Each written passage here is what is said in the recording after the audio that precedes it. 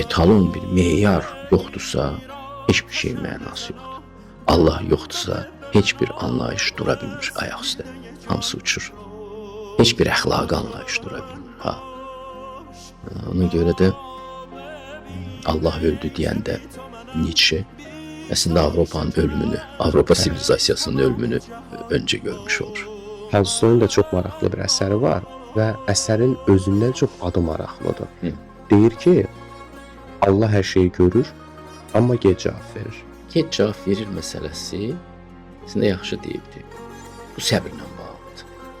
Əgər Allahı anlamaq istəyirsənsə, səbir toplamalısan ağlı, çantalı.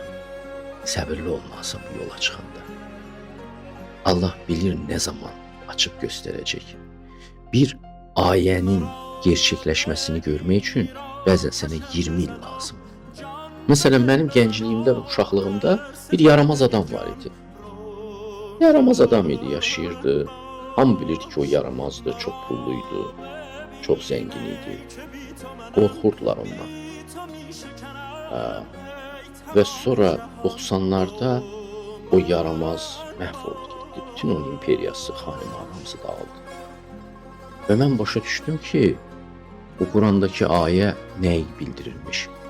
Sən deyir, üzvü onlardan çevir, sonra bir də bax. Çevir və bir də bax. Yəni, üzvü çevirib bir də dönüb baxana qədər 20 il keçə bilər. 20 ildə görünür ki, yaramazın xanəmanı uçmalıdır və xeyrin evi ucalmalıdır.